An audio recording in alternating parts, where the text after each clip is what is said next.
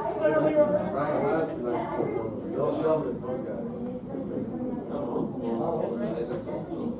used to look at one of the Yakima playing the big guys basketball, but not culture today.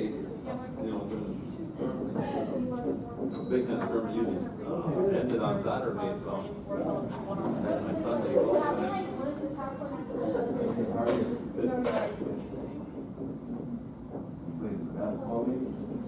I used that a lot, yeah. Marty Parker? Native? Yeah. That, You played in the native basketball with his brother. Frank Hall. I was gonna say, don't pass this guy the ball, you'll never see it again. You must just jog down the court again, now, so you won't see the ball back. One of those. no, that's Mike. This guy, you're gonna give him the ball, you're not getting it back. That's good right now. Ask him, what's that guy's name? Marty? Marty Parker? Yeah. Marty Parker. We both play ball together too. I'm good at basing, not names. Okay. I see a picture. Martin's son-in-law. Kind of a movie actor or something? Yeah. Yeah. I was telling you about it. Oh, okay. Okay. Oh, no, so he said that? Yeah, no, he did that. Mark. Oh, Martin, under here.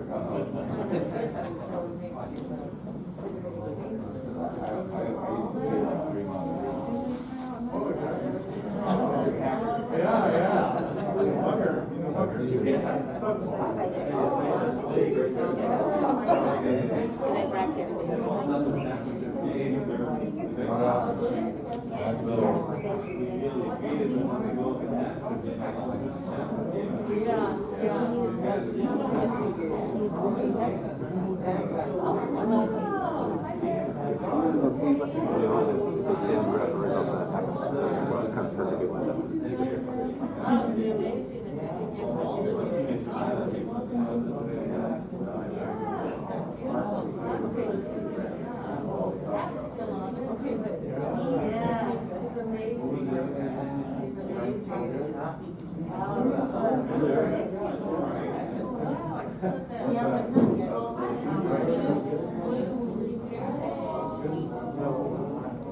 Must be 6 o'clock somewhere.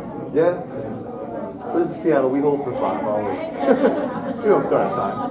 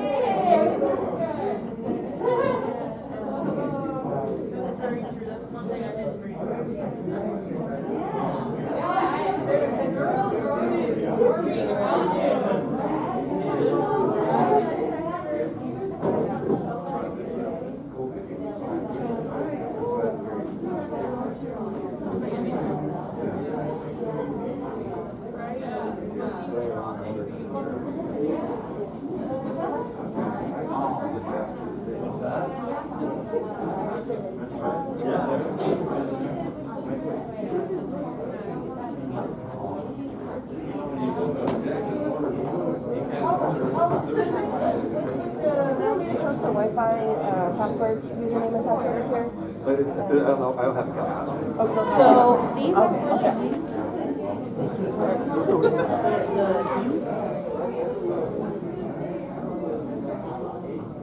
okay, let's do that.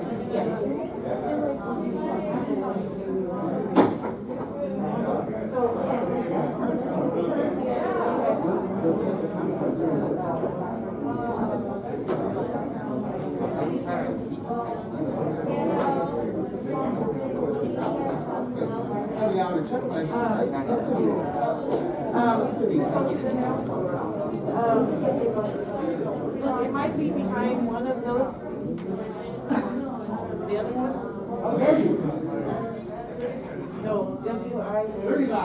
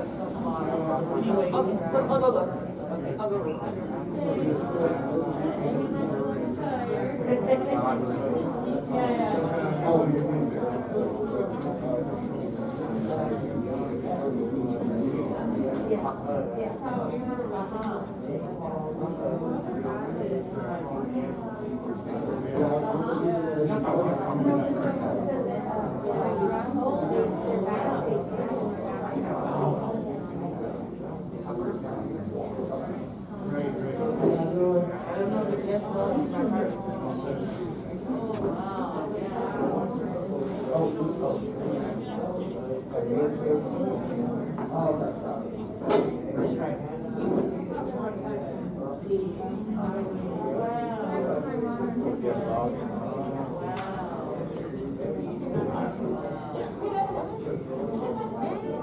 I'm only visiting. I'm here to drop and see. How we doing, sir? Good, awesome. How you doing? Good, doing well. Good.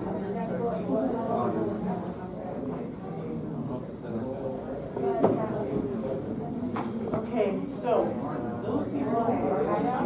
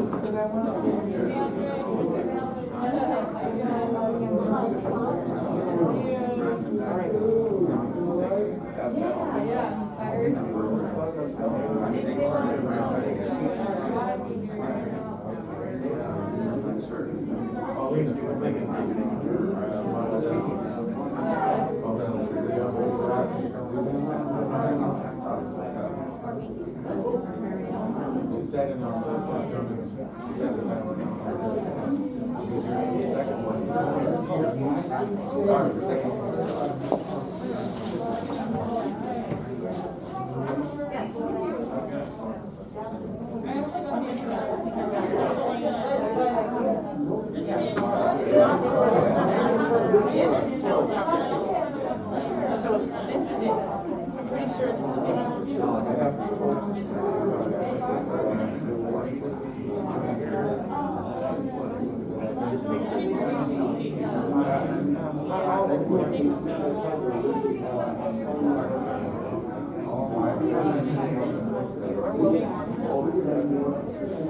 I think we got it. Actually, you should get one of those just to have red purple. I've never bought one because I was just excited to see my thing. And I was like, oh, And I would love to share it, like mine, you could change students' grades with my sign in, so I Mark can. it over. Give the power.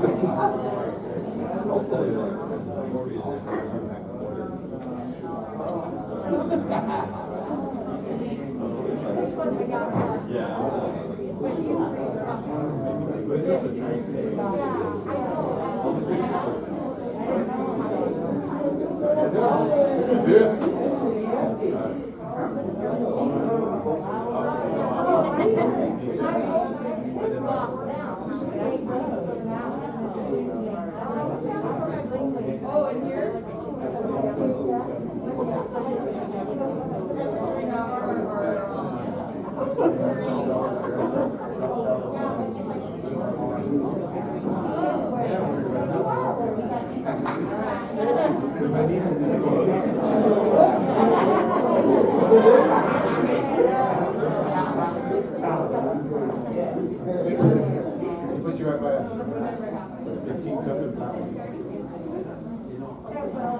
So you can turn the chair around.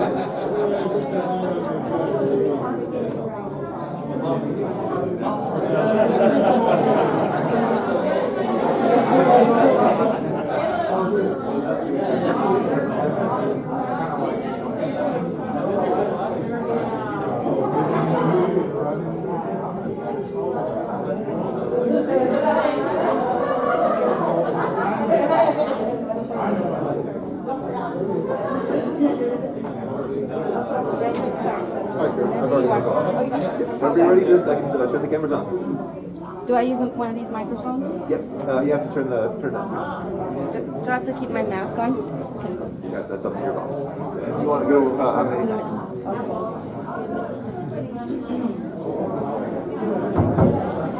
Hello? Can I have everybody's attention, please? Welcome, everyone, to Billy Frank Jr. Day.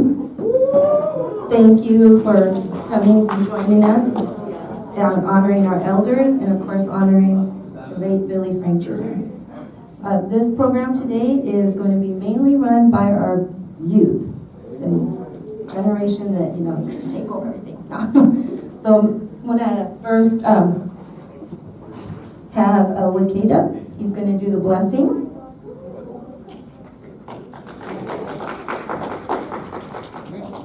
Hello there.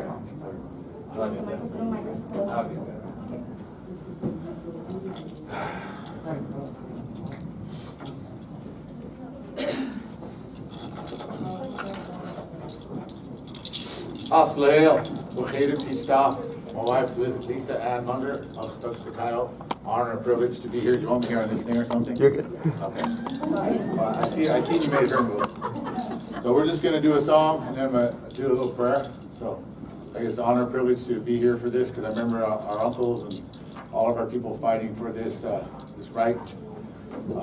It's like somebody was asking me, why do we celebrate treaty days? And I've explained to them because our forefathers looked down the road for our children's children, that they were guaranteed to have the right to fish and to hunt and to gather clams and herbs and go in the mountains and pick cedar and nettles, whatever it is we need, like that. And these guys fought for this. Billy Frank, Bernie Kai Gobin, Stan Jones, a whole bunch of them. So this is to honor them up.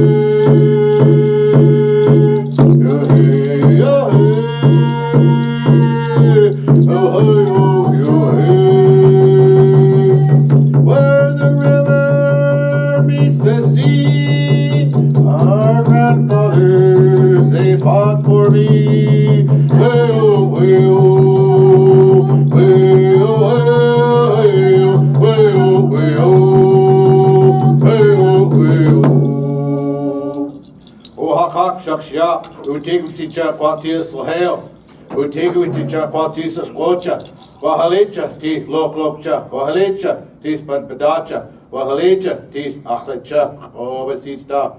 Creator, we thank you for this beautiful day. We thank you for our elders. We thank you for our ancestors.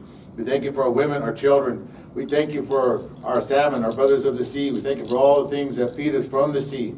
Thank you for all the ones that fought for us to be here today, so we could do these things. Bless our soldier boys, and bless our veterans, bless our women, bless all those ones locked in those iron houses, the ones locked in their own minds. These things we ask and pray for in the name of the Almighty Creator.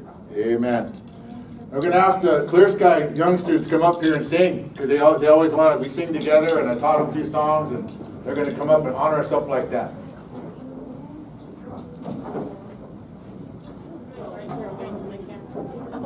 Oh, you got to be right here in front. We're going to do our Okay, land acknowledgement first.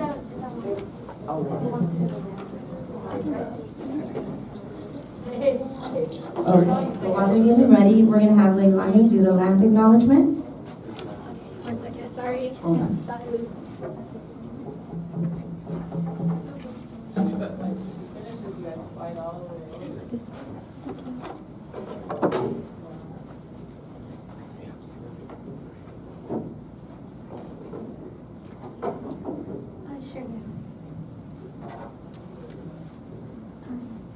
Sorry for the wait, everybody. I thought we were doing the land acknowledgement after his singing.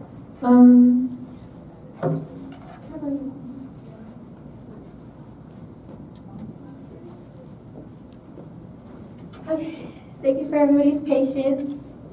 Oki nitaniku otskoy niskimaki, nitaniku amskapi bikani. Hello, my name is Yellow Buffalo Stone Woman. I'm from the Blackfeet Nation. And I will be opening us with a land acknowledgement. We acknowledge that we are in the homeland of the Duwamish people. The first people of this land are the Snoqualmie, Snoqualmish, Tulalip, and Muckleshoot tribes. We raise our hands to honor all the descendants of the Duwamish and Coast Salish people. We thank them for their hospitality as the first people of this land, and for our continuing use of the natural resources of their ancestral homeland. We recognize the immense, immeasurable, and often unrecognized contributions and sacrifices of the Coast Salish and Indigenous people. We acknowledge the ongoing disparities, racism, and political invisibility experienced by the Coast Salish and Indigenous people of this land. Thank you. Slide down. Slide down, guys.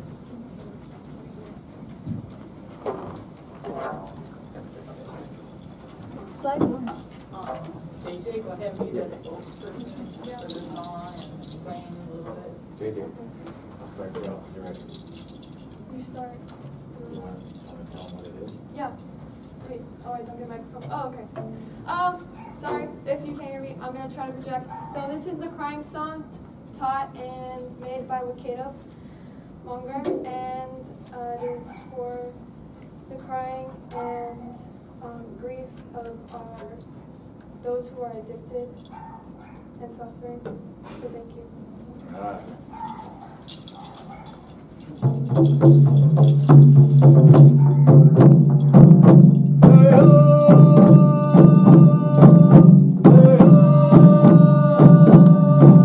Hey,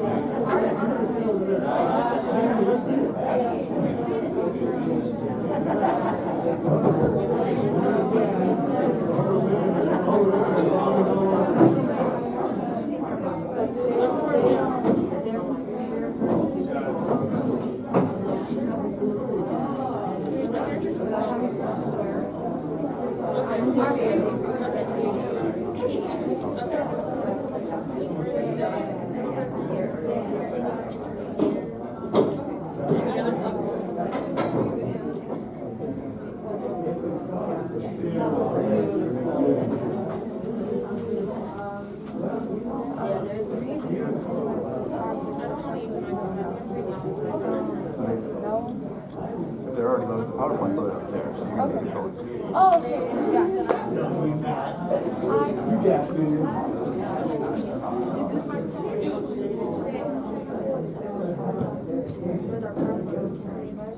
Jim, do both of these work? I believe so, yeah. And the remote's there too for the PowerPoint. This one? Yep.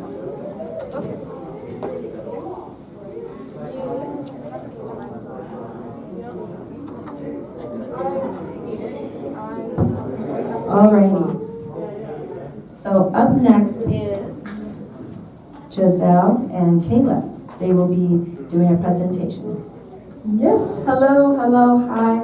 My name is Giselle Jenkins. I'm an intern at UNEA, and I'm also a co-president of the Urban Native American Club at Ingram High School. And me and Kayla have created this PowerPoint for Urban Native American Club and to present to you all today. It's an educational PowerPoint presentation about the life and legacy of Billy Frank Jr. Also, I am Unongan and Aliu. Hi, I'm Kayla Harstad. I'm from Tremont, Chippewa, and Assiniboine, and I'm a senior at Ingram High School. I'm also co-president with Giselle for Urban Native American Club. And I'm really excited to be here.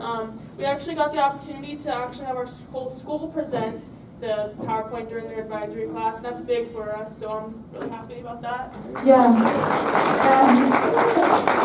so all the students at Ingram were educated about Billy Frank Jr. today, and that is very important. Yeah.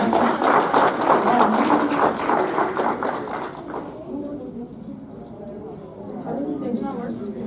You can do the click and I can jump over. Okay. Oh, Whoa, magical. Look at that. Okay. Yeah, Billy Frank Jr.'s celebration and remembrance of his life's legacy.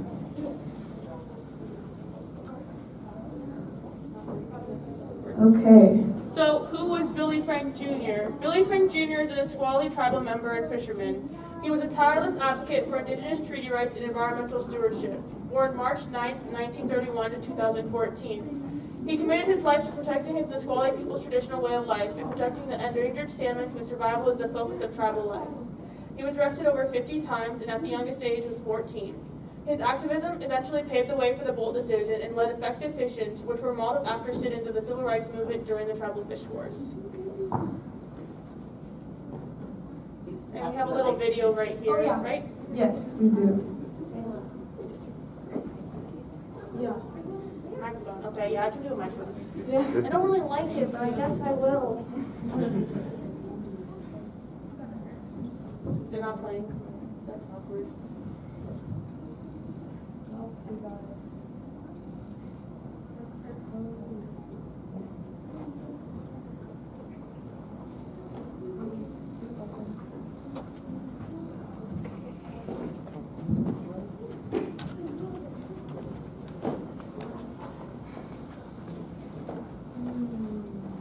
Not working. Let's go to a different wire. Technical issues, anyways. We can move on to a different part and come back to it. Okay.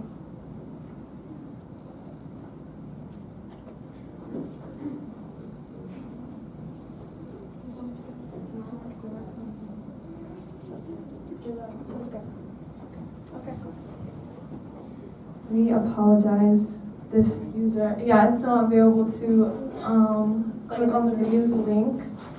But I'm sure it will work for the others. But yeah.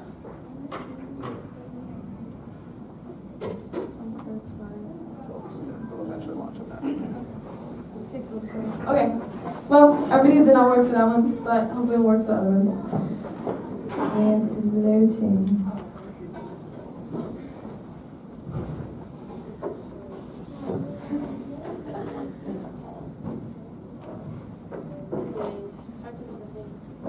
Did y'all see the sun today? It's pretty nice. Yeah, right. Almost spring. I know. Finally. Spring flowers will be coming. Funny Yeah. jokes. Okay, we Okay. go.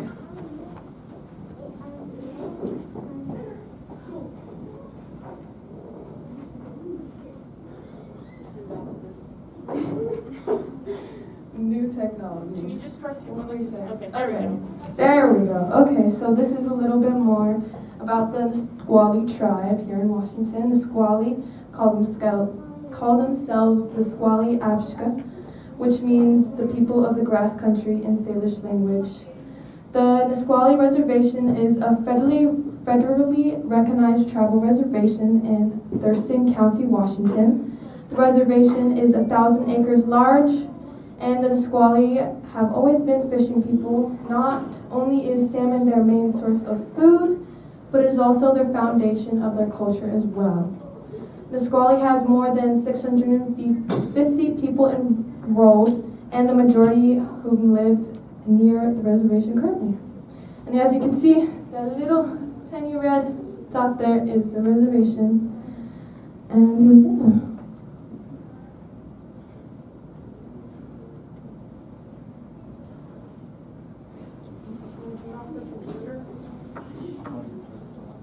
Okay. Yeah, there we go. So a little bit about Billy Frank Jr.'s family is, this is William Frank. His father, Willie, lived until 104 years old, actually, and his mother, Angeline, lived into her 90s. He grew up on 6 acres on the Nisqually River. His formal education ended after he finished the 9th grade and went on to work in construction by day, fishing at night. In 1952, Billy joined the U.S. Marine Corps at age of 21 and served for 2 years. Frank inherited much of his personality from his father. Both were respected leaders of the Nisqually tribe and spent their lives fighting for fish rights. Billy was predeceased by his first and second wives, Norma and Sue Crystal, and his father, or his daughter, Maureen. That's his daughter's name, sorry, Maureen. He is survived by 3 sons, James, Sugar, Tony, and Willie Frank. These 2 are his sons, but his 3rd son, from what I heard, does not want to be included. Yeah, it doesn't have a picture, but this is also his older sister, Mesily Bridges. And please, thank you.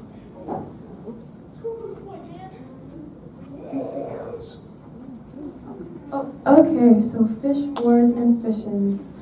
Beginning with Billy's first arrest as a teenager in 1945 for illegal fishing on his beloved Nisqually River, he became a leader of the civil disobedience movement that insisted on treaty rights, the right to fish in usual commendable places, guaranteed to Washington tribes more than a century before with treaties. Fishings were used to dramatize racial discrimination, pride in Native heritage, and to assert treaty rights. The fishings Frank helped organize, along with accompanying lawsuits, led to the Bolt decision of 1974, which restored to the federally recognized tribes and legal rights to fish where they always had. And to kind of add on, during a lot of his fishings and protests, a lot of the time, Billy Frank had his nets and canoes taken away from him, so he had to completely restart. And then if you know, a net can take almost a year's worth to remake, and so he's providing his whole catch for his reservation, loses his nets and canoes, which is kind of inconvenient. Yeah, and a little bit more about Fishings. Fishings was like a protest, and that became the time period of the fish wars. And here, those 2 pictures are demonstrations of fish-ins. Yeah, no worries. Okay. After the fishing, he also paved the way for the Bolt decision, and the Bolt decision became famous because it encouraged tribes all over the U.S. to fight for their rights. It also led to growth of the indigenous culture in our state. because the salmon are a central part of native life. On February 12, 1974, federal judge George Bolt issued a historic ruling reaffirming the rights of Washington Native tribes to fish in accustomed places. Judge Bolt's interpretation of treaty language to mean the tribes were entitled to half of the harvestable catch that led white people, especially sport fishers, to lash out with protest. The Bolt decision had less to do with the appellation of fish and more about the location of power. It elevated tribal treaties to act less at the level of state law and gave natives a new political status.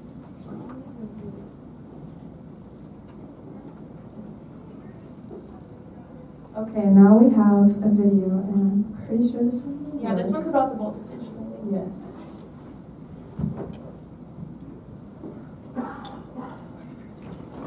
These work. Oh yeah.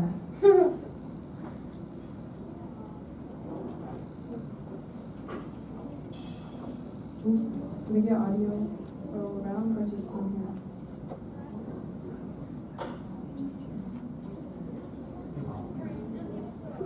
I didn't know you had video, so I didn't check.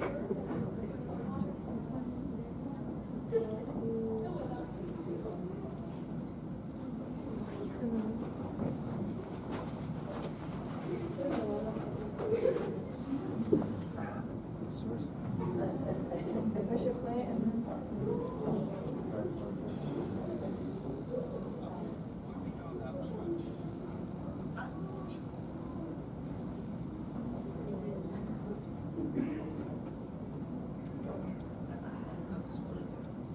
I have no idea what the audio setup is here. If I don't know ahead of time.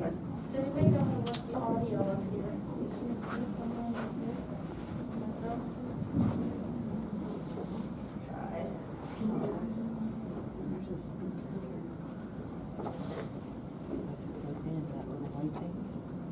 That one is an owl. Oh, it's an owl. It's for Zoom. It has a 360.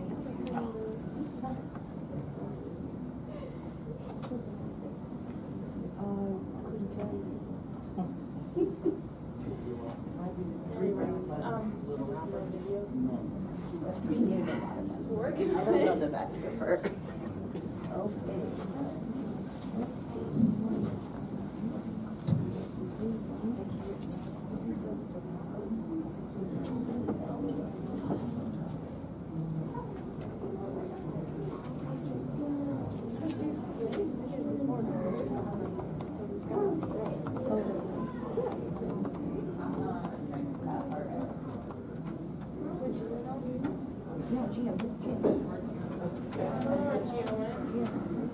Anyways, we can always come back to the videos later. Okay. More? Okay. All right.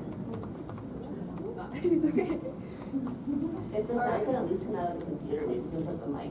Yeah, that's what we were thinking. It's an audio technical difficulty. Did you hear? Yeah. Yeah. So.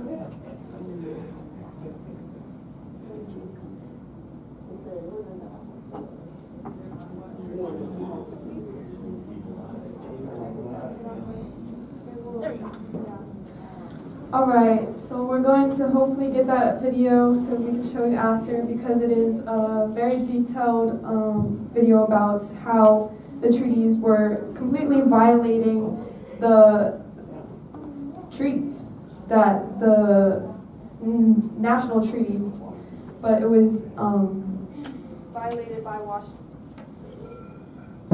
Washington State and Oregon.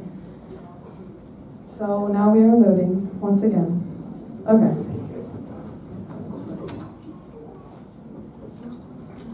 All right, so here are some quotes by Billy Frank Jr. Here is one of my favorites right here. We have to work with one another or each other. Our earth is crying, and it is crying for help. In the everyday movement for our country, you can make a difference. You can make a difference. Yeah, one of my favorite quotes by Billy Frank Jr. is actually this one. It says, "I believe in the sun and the stars, the water, the tides, the flood, the owls, the hawks flying, the river running, the wind talking. They tell us how healthy things are, because we and they are the same." Thank you. So this is also a picture of a statue of Marcus Whitman. He is a pioneer, and he will be replaced with a statue of Billy Frank Jr., thankfully.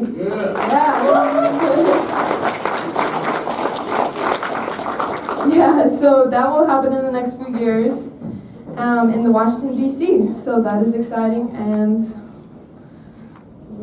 much needed. I mean, Marcus was not a good man. And because of all of his activism work, he got received many awards and achievements. One was the Presidential Medal of Freedom, the Common Cause Award for Human Rights Efforts, the Albert Schweitzer Prize for Humanitarianism, the American Indian Distinguished Service Award, the 2006 Wallace Stegner Award, and the Washington State Environmental Excellence Award. Thank you.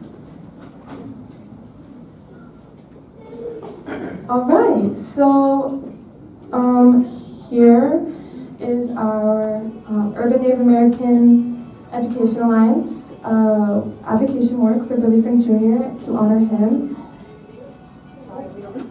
Nope, don't worry about it.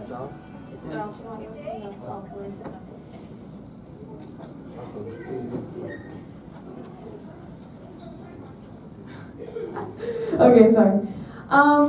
So we had the honor to be in a podcast within the moment. It was a Town Halls podcast, episode 88, with Megan Costello, and it was about Billy Frank Jr. Day. Me, Kayla, and Leilani Norman got to be part of that. We spoke about UNEA's efforts to have March 9th officially recognized by Seattle Public Schools as Billy Frank Jr. Day. Our proposal asked SPS to formally set aside the day for all SPS students and staff to learn, celebrate, and engage in civic services to commemorate the life, legacy, and the enduring spirit of inspirational Billy Frank Jr. We also gave testimony to Seattle Public Schools, their board, for the annual celebration of Billy Frank Jr. Day, to have that in the curriculum, because it was only accepted for last year. They didn't want to apparently do it for a continuing years forward, unfortunately. But we gave our testimony. We made it clear that this is what we need. UNEA also created a resolution for Billy Frank Jr. And we are honoring and continuing to celebrate him throughout the month and so on, not only March 9th, with prayers, songs, and open conversations about his life and legacy. All right. So Billy Frank Jr., our Coastal Salish hero. Billy Frank Jr. is a visionary leader, a hero, warrior, revolutionary, peacemaker, and an international symbol of Indigenous self-determination. He has shown his beauty and resilience of all Indigenous people.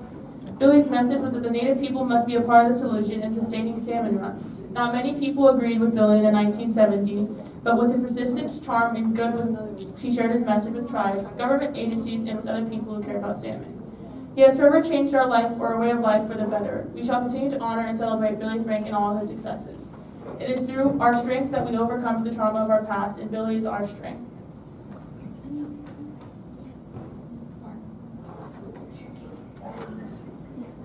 I love this video, it's so cute.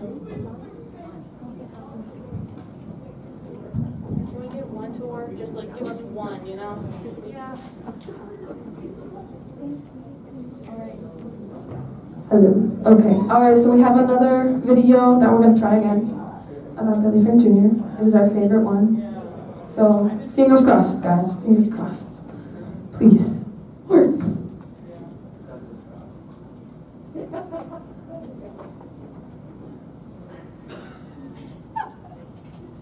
So we made it.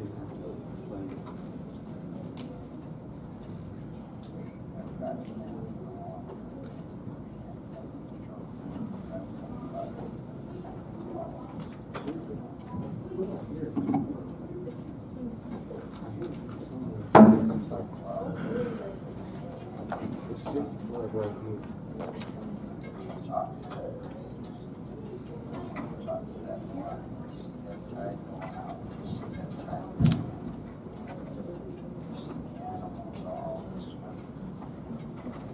So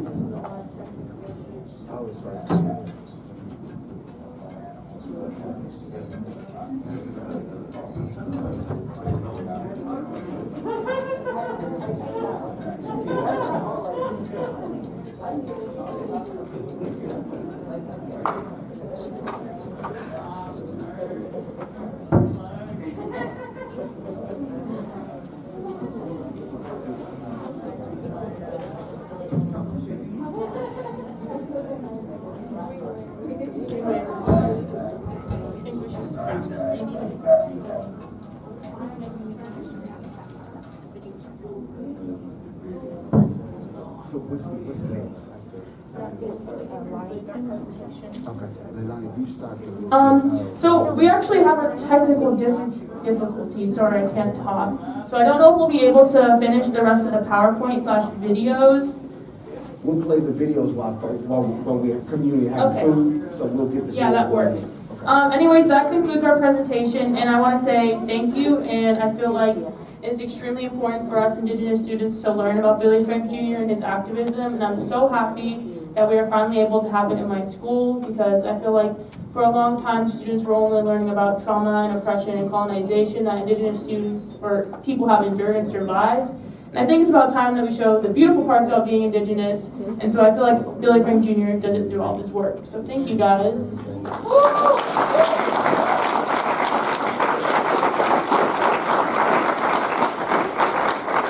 All right, thank you. We're going to return to the videos later on, but first, we are going to hear from beautiful Miss Lonnie.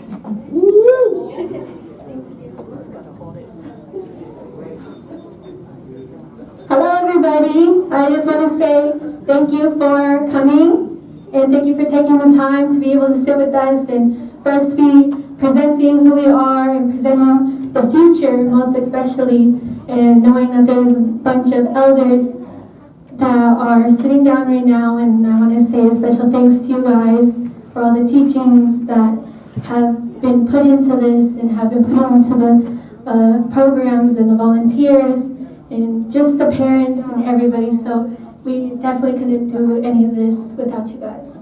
So thank you.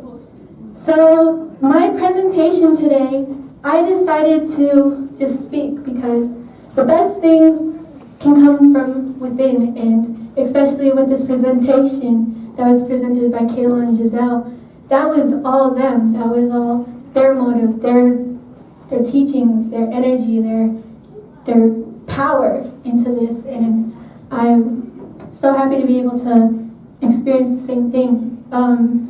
So yesterday, as everybody should know, was National Women's Day. And I just want to have a nice applause for all the women, all the daughters, sisters, and granddaughters that are sitting with us today. Thank you. Because Billy Frank Jr. is such a astounding activist and showed bravery and showed intelligence and fight and just the power of us Indigenous people as one, it's also nice to acknowledge our women, to acknowledge our histories when it came to our treaties, when it came to our history as well. And it's things just in general that we're not taught in the Seattle Public Schools, which is really important. So this is who I am going to talk about. So my title is An Untold Story of Hey White People, What About Us? So, early suffragists made a choice to exclude black and brown women from their work and priorities, the rights of the white women alone. As a result, when the 19th Amendment was finally ratified, Native women still lacked the right to vote. This was a big situation because the schools will discuss and talk about how us women struggled as for voting and how us women weren't heard, and then talked about this amendment of us women finally being able to be heard. But what about us Indigenous women? What about us Indigenous people? So it wasn't just all women, it was white women. And this was a big problem. This was pretty much a slap in the face for us Indigenous people and women. So, yeah, next slide, please. So, while I was doing my research the other day, I decided to highlight the people who are behind the scenes, who really show the fight. And one of them is Indigenous suffragist Gertrude Simmons Bonin, also known as, excuse me if I'm not pronouncing this right, Sitakala Sa, a citizen of the Yukon Sioux tribe. After the ratification of the 19th Amendment, she reminded the rejoicing, newly enfranchised white women that the fight was not over. And she is most definitely a person that to look up to be able to acknowledge, to be able to understand that there were women who fought, there were women who were fighting to be heard. And this is, like I said earlier, something that is not highlighted in the schools district, that is not highlighted in society. And it's something that is very important for us Indigenous youth, for our little ones to grow up on, to acknowledge and to be able to understand that these are definitely true leaders to follow. Next, please. Sitakala Sa suffrage activism became the most visible when she moved to Washington, D.C. in 1917 to become the secretary of the SIA, and when she became most active with the mainstream white suffrage movement. Her earlier writings and her visibility from testifying before Congress on Indian appropriation bills made her known to women's groups in the Capitol. She spoke at the National Women's Party headquarters in June 1918. So I wanted to follow up on this whole slide right here because, I'm sorry, let me just check something.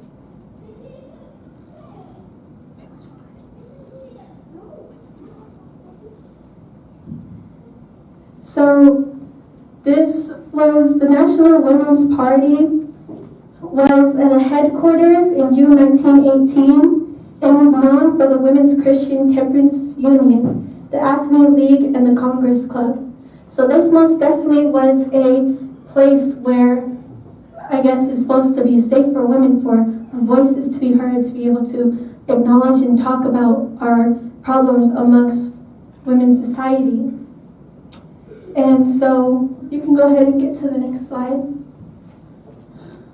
So this was an active the Women's Christian Temperance Union, an active international leprous organization that was among the first organizations of women devolved to social reform with programs that linked the religious and secular through concerted and far-reaching reform strategies.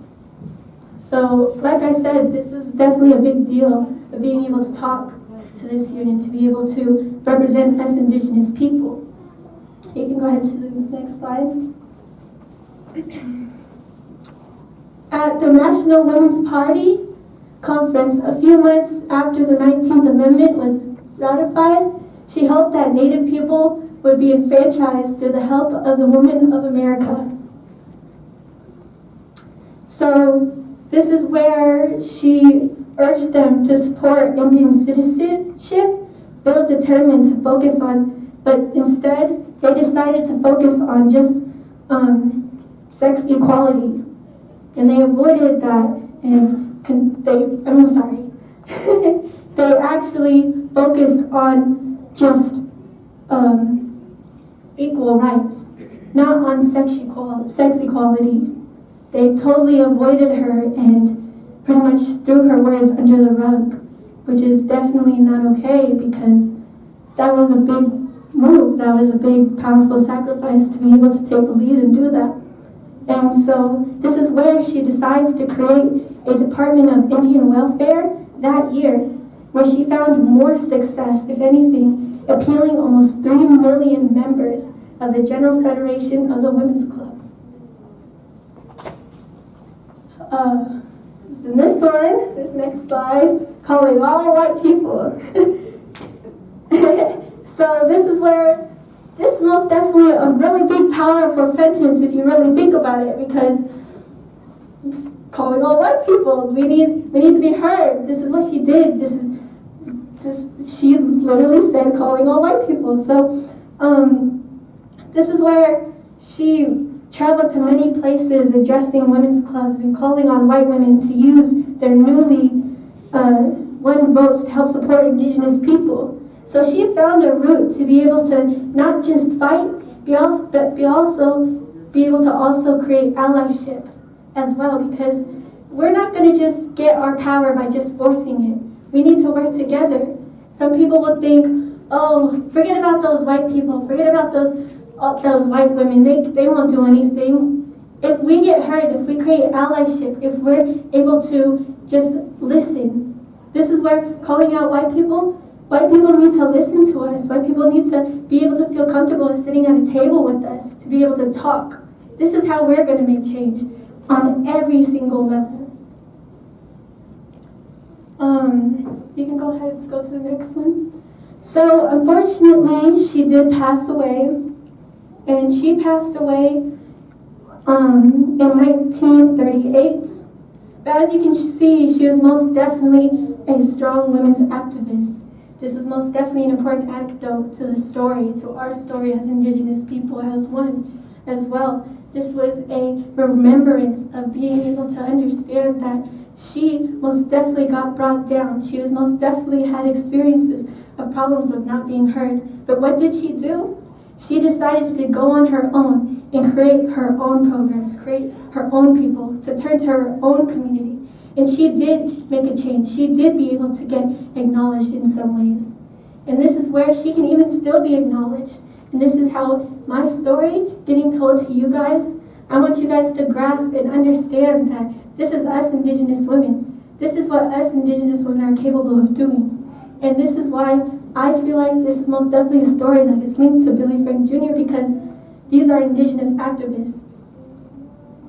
And it doesn't matter what race, doesn't matter what gender, this is us, and this is most definitely something where our treaties need to be heard, our treaties need to be true and honest and more together, not only built on the white treaty, only on built over our treaties.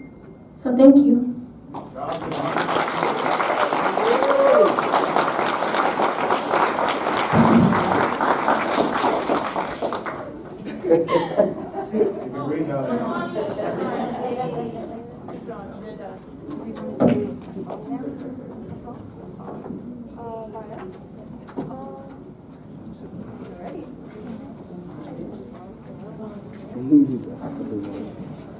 I'm gonna try to do a video too. So.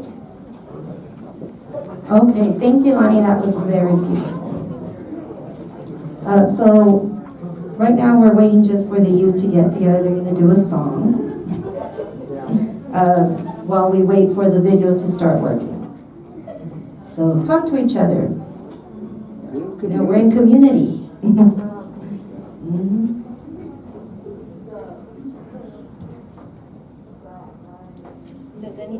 Does anybody have any poetry they want to read out loud? I know we have a lot of artists out there.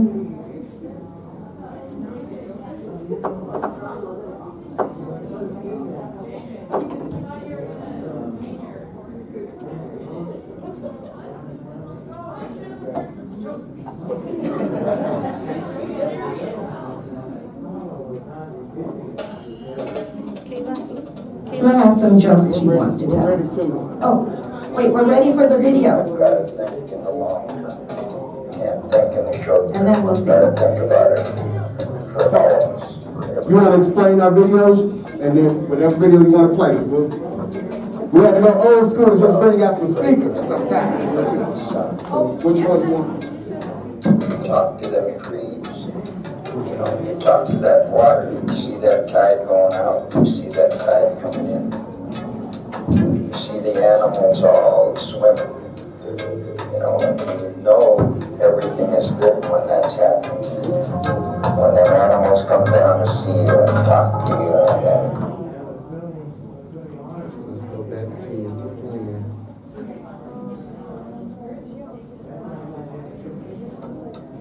I know, that's what I just did. put the speakers instead of doing it that way.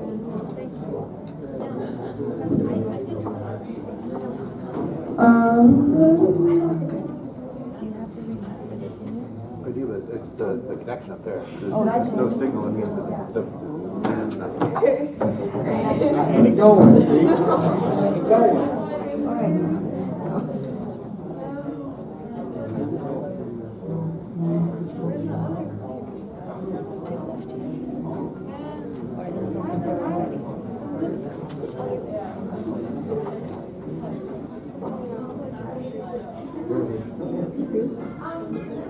Yeah. So we're ready now. So you want to let them know what video about to watch? Yeah, this is a video about Billy Frank Jr. It is an animation, and he's the one talking throughout the video. So you'll recognize his voice.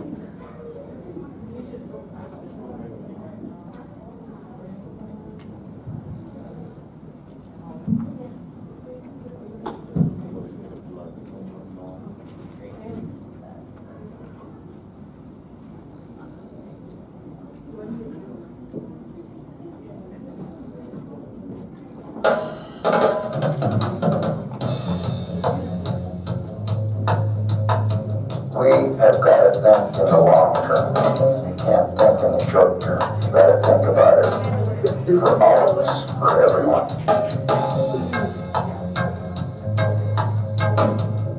You go out and you pray to the moon, you pray to the sun. You talk to them trees.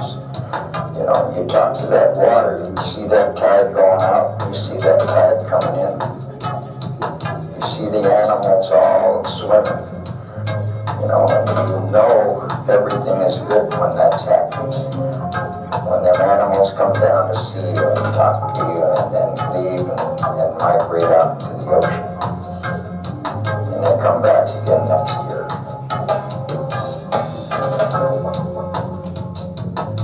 The salmon has to have access to that river, way up into the upper reaches of the watershed where the water's cold. Then they have to come migrate back out to sea. And then they go hit the ocean, they go clean up pollution islands. And the stars guide them back here. The stars guide them right back to that river.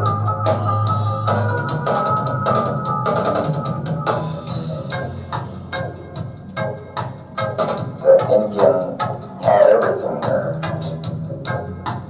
The Indian had his medicine. The Indian had his drums and his music. And he was in art, he was in dance, and he had everything. We knew the white man was coming over the mountain long before he ever got here. And we welcomed him, you know. And what sustained him here? What sustained him? The salmon sustained his life. He was hungry. You know, when he was starving to death, but there was so much food. He didn't know what was poison and what wasn't until the Indian told him. And he didn't even know how to catch fish. He didn't know how to survive. He did survive. But the Indian was the help along the way.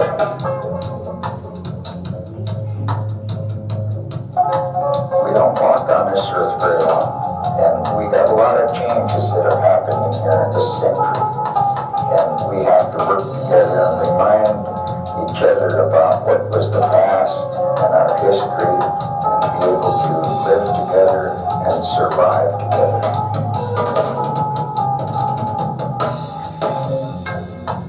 Help your tribes and help your people.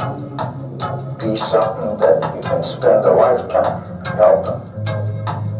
And you can make a difference. You can make a big difference in the world, just one person. If you got a thought process of a long, long thought into the next 100 years. So it never stops. It continues on. We've always been told that we got a short time on this earth as we walk. So try to make things better as you walk on this earth.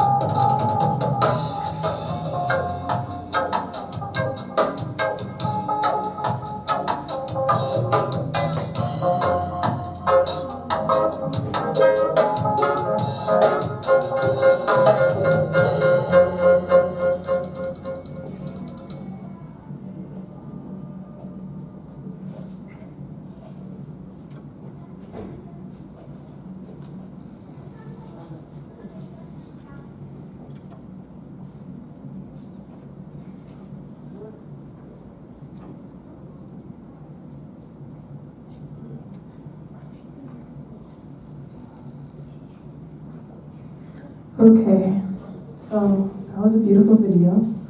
I love that video and all the imagery. And we are going to see if we can play the full decision video here.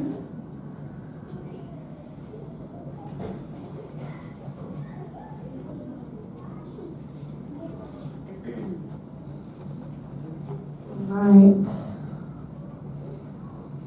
So this video talks into depth about the full decision and the fish wars and how that all works.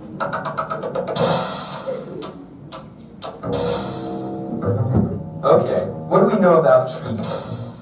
Unfortunately, most people in this country have no knowledge of the Constitution and of the fact that treaties are in Article 6 of the United States Constitution. All treaties made, or which shall be made, under the authority of the United States, shall be the supreme law of the land, and the judges in every state shall be bound thereby. Yeah, so that's not too hard to understand. No, it's very simple. Only the United States government can make treaties, and only with other nations. Sir, you should think of treaties as nation to nation. And states, 1, cannot make treaties with nations, and 2, cannot violate treaties made by the United States. Now let's talk about what a nation is. I think I know what a nation is. Most people think that, but let's just make sure. Iowa is a state, the United States is a nation. Okay. Canada is a nation. Yeah, Mexico is a nation. Sir, I think we know what a nation is. So the United States can make treaties with Canada or Mexico, and has many, many times. But Iowa cannot make a treaty with Canada. Very good. And Iowa cannot violate a treaty made by the United States and Canada. So what's the problem?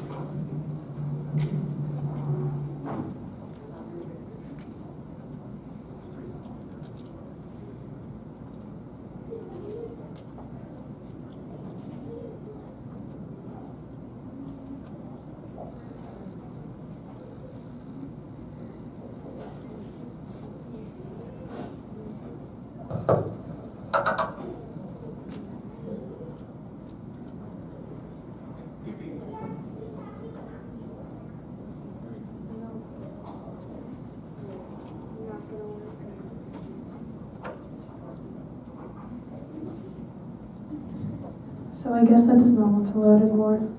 I guess we'll never figure out what the problem is. If we could have Clear Sky Youth come and join us in for the singing of the crying song.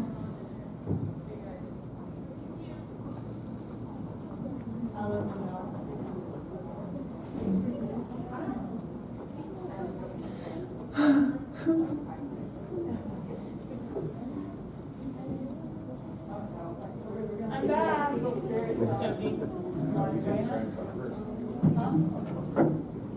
Oh. The Eagle Yeah. Spirit song, please. You want to come join us? Of course. Yeah, mainly along with you, but feel free. Okay. I'll shoot over painting. Okay, so we're doing the Eagle Spirit song. This song was also taught by Caleb Munger. And this song was for representation of prayer amongst our people, amongst our land, and amongst our surroundings. So, thank you. You want us to sit over? Sorry.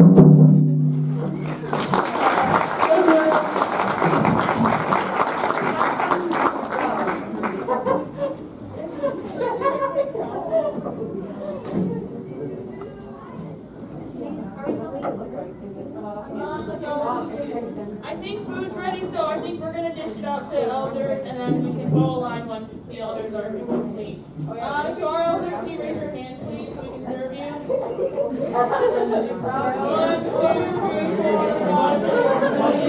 Okay, someone in charge, pick an elder to serve, please.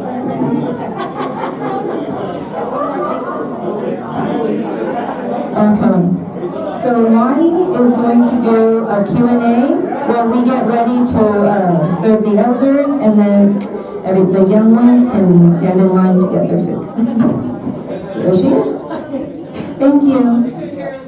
So, in case if you guys haven't heard, we're doing a Q&A. If you guys have any questions for me while we wait for food, I'm willing to answer.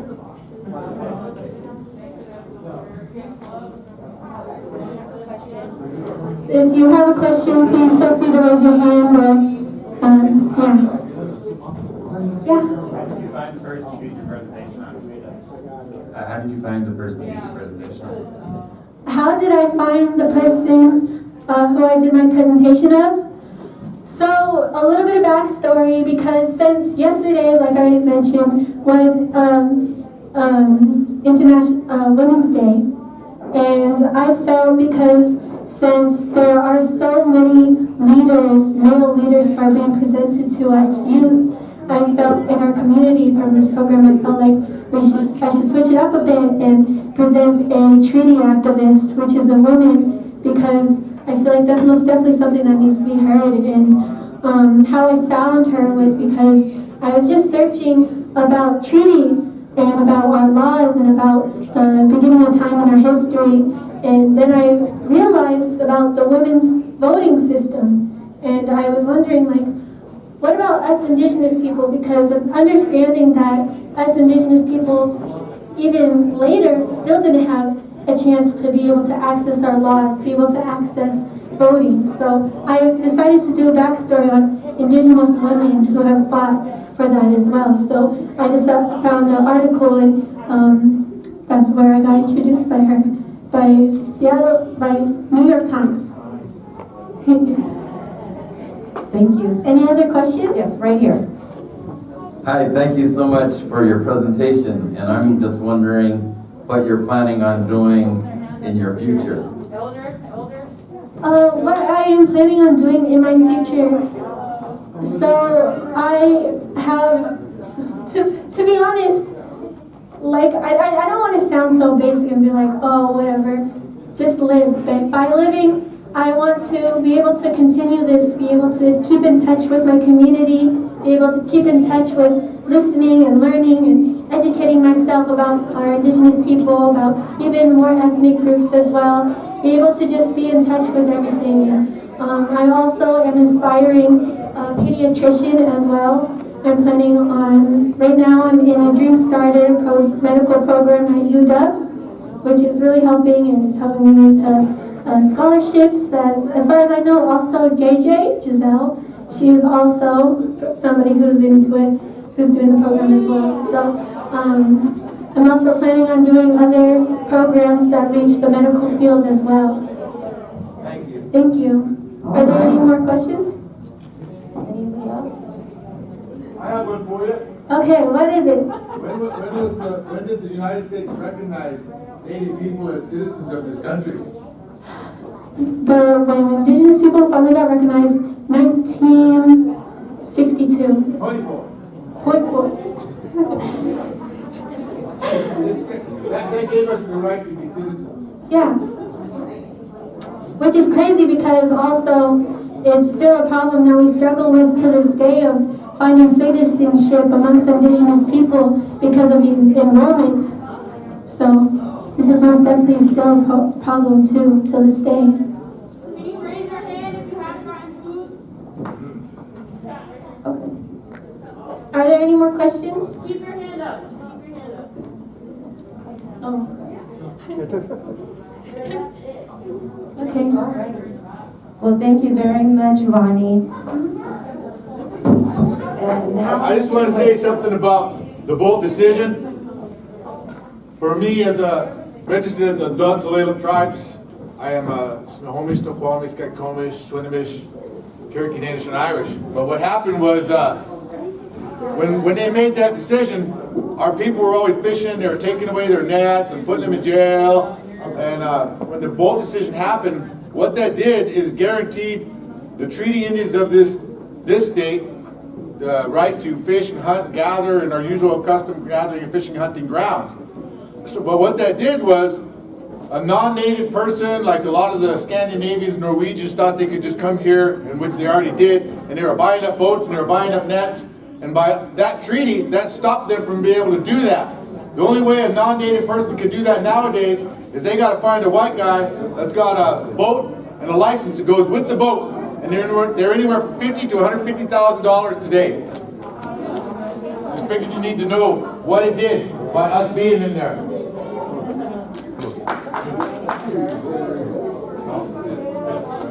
thank you very much. Okay, so that concludes our presentation today. Does anybody else want to do one last song, dance? Sarah, would you like to dance, song, anything before we end? Want to sing? Well, I'll say a few words. okay, here is Sarah. The one and only Here's Sarah. I just want to thank everybody. Welcome. My name is Sarah Sims Wilson. I'm Oglala, Lakota. I'm with the Urban Native Education Alliance. And we're in partnership with the North Seattle College and the EDI. I want to acknowledge our team of EDI staff here, DeAndre Fisher, who is the director. You guys could all give him a round of applause. And I just want to, I'm really happy to see so many people here showing up for our community, for our kids, for the leadership work that they're doing. And it's just really, it's a beautiful setup. And just really appreciate that you all are here. And, Billy Frank Jr. was somebody that we had the privilege of knowing personally. And it was he was just such an amazing light. Inspiring just to be in his presence and his words. I think anytime he was around anywhere, everybody just kind of really stopped what they were doing and listened, because everything that he shared and how he spoke about leadership and about the environment and about salmon, it was so heartfelt, and his spirit is still here and we feel it.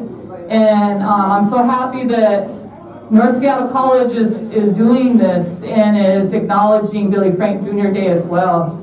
And we carry him in our heart on a daily basis. And so it's just wonderful to share that with everybody. So thank you.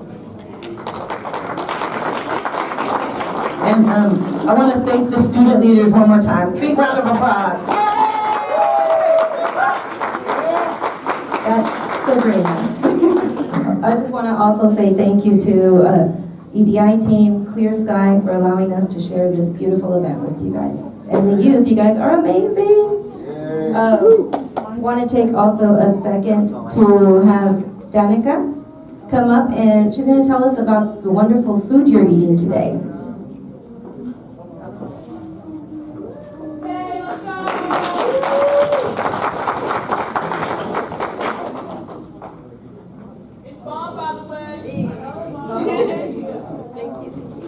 Hi everyone, my name is Danica. It's such an honor to be able to cook some food for y'all.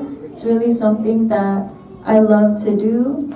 And it was a practice that was built for myself to understand that when we eat good, we are freeing our bodies. And when we free our bodies, then we're able to free our minds as well. So it's been my mission to help liberate our people by feeding good food to ourselves. And so for this event, I really wanted to make something that was Indigenous inspired. So my lovely sister Gia, she actually picked up this book for me, The Sous Chef's Indigenous Kitchen, and I made some dishes from it. So there's a wild rice pilaf in there, and then wild rice. Oh, I can really talk about rice for a long time because does anybody know how white rice came to be? Okay, so this actually shocked me as well, because white rice has become such a staple in so many family homes as well as restaurants, but white rice is actually nutrient deficient, and white rice was actually introduced when people from Spain came to different places and brought the hulling machine, and those hulling machines extracted all of the nutrients out of the rice. But other than that, indigenous peoples from all over the globe were eating brown rice, red rice, purple rice, wild rice, many different kind of rices that are filled and packed with different nutrients and proteins. So I really love to see wild rice and all the beautiful, colorful rices back on our plates. And then what else we have here is a kale, apple, and chickpea salad. And then I made a dressing that was also inspired from this book. It's a maple cider dressing, so I hope you guys are enjoying that as well. And then lastly, the soup is a lentil stew that I made with a good friend the other day, and it filled me with so much warmth and love when I ate it that it was just something that I wanted to share with all of you today. So it's been a pleasure. It's been so fun to be able to cook this meal for you guys, and it's been a journey for me to grow my catering business. It's called Global Chill, and what I aim to do is to bridge sustainability in the way that we put food on our plates to make sure that there's not good food going to waste. So a lot of the food is actually sourced from the PCC organic produce that would have otherwise been thrown away. And there's tons of food that's getting thrown away all the time. So it's really important that we are bridging connections to understand where our food is coming from. And yeah, so thank you so much for the honor of having me be here today. I hope to cook for y'all again in the future. All right, so thank you. Thank you very much, everyone, for coming out. Oh, one moment.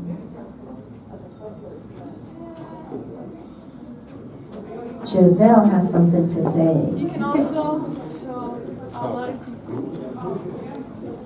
hello, hi, I'm Giselle again, and I created some ledger art pieces, and here they are. One here is a piece that I created at Clear Sky Academy, which is academy with UNEA. I took their art class. It was taught by John Romero, and it is a piece. It is a piece of my spiritual awakening. As the 4 butterflies go up, it's the spirit, the mind, and the body going up to the sky, to the moon. I used colored pencils, and I'm very proud of it. It's my favorite piece so far. I've created like 3. And here's my other one, a ledger inspired. There's a salmon behind Billy Frank Jr. And the salmon is inspired by the Nisqually logo, actually. This Nisqually logo is their tribal logo. If you look it up, it is the colors of white, black, and red. And it's somewhat in that form, not fully like that, but it is definitely has a resemblance. And here's Billy Frank Jr. He's in pencil drawing. And yeah, I think it is quite a piece, and I'm very proud of it, yeah. Thank you.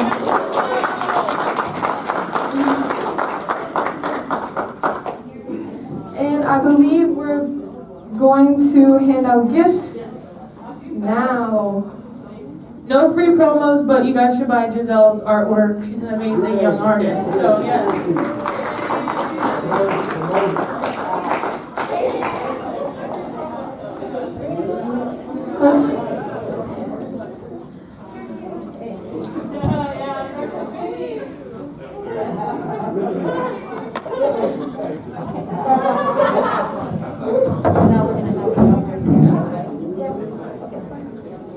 Okay, so we're, like JJ said, we're now doing gifting.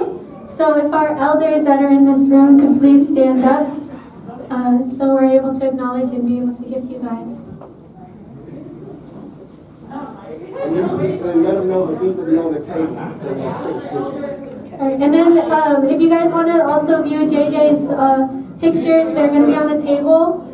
So if you guys want to see and look at that, look at them. Okay. Who wants to explain that one? Oh, this is.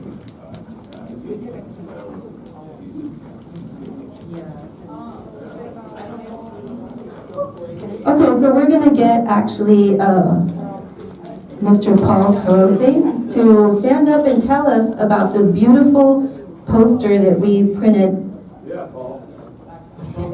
Oh man, I wasn't prepared for this, but I've had this poster for 50 years. My elder brother Guy and my elder sister Rathan, they went out during those fish wars to join the Nisqually out on the river where FBI was attacking, and lot of the white fishermen and state cops, you got a lot of the state police. They were on the side of white fishermen who were out there to battle with the Nisqually over the fishing rights. And so I inherited that poster from my elder siblings, and I've posted it in classrooms that I've taught in from Oakland to Seattle and back here. And I was just happy to have it and be able to make copies. Thank you to the EDI office for making copies of it to share with the elders here today. We just need it like Someday I hope to find out who it is the fishermen are in the picture, but it is a poster from that time during these fish wars. Yes? It's Brian James and his son that broke the hole up. Oh, wow. He's passed away now. Well, wow. Tell us this. Where's the mic? If you would explain more, Tell us, yeah. are you able to explain more? I knew him as Brian James is from the hole. Okay. And that's his son. What was his name? What was his name? What was his name again? Brian James. Nice. Thank you. Thank you. The mystery is solved. All right. If you missed any elders. Okay, so we would like to now give out even some more special gifts as well. Specifically, we'd like to start with Wakera Longer. If you're able to come up here and get your gift.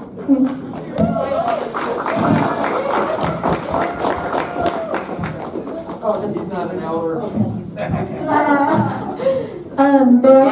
I just want to say a special thank you, Wakera, for all your teachings and all your words of encouragement and being able to be there for us and uplift us. Because if you guys don't know, there was words also being said from him that were said to me and my mom, saying that this man right here, he told me that his job, what he wants to do is be able to lift us up. And this is a person that doesn't expect much, but also puts in so much for us and be able to put in so much opening and motivate us and inspire us. And he said that he wants to lift us up, like he wants to hold us, and he wants to just push us as our next generation. So this is most definitely words that stuck out to me. So thank you so much for everything.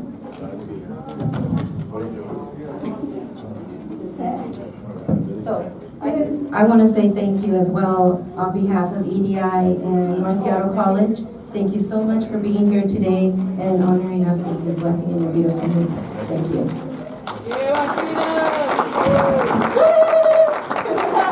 I got a Giselle original almost. Yes! Thank you everyone for coming out tonight. Yep. And we actually have one more important gift as well. Also, Dondre. Can't forget about you. And this is most definitely a person who has also stood by me, supported me. And if you guys don't know, if you guys don't see, I'm Miss West Seattle 2022. I wanted to push for us Indigenous people and us Indigenous youth to be able to be acknowledged for this Miss Universe, for Miss everything, because this is our land and it's time for us to step up and be acknowledged. So this is most definitely a person who has helped me, along with North Seattle, to be able to help sponsor me, to be able to get my title. So thank you so much for everything. Thank you, Mr. DeAndre, for being such an inspiration to the youth and to the people in North Seattle College. Thank you. Thank you. Thank you everyone for coming out and celebrating Billy Frank Jr. Day with us and celebrating our wonderful elders and our youth, our future. Have a good night, you guys. Thank you so much for coming.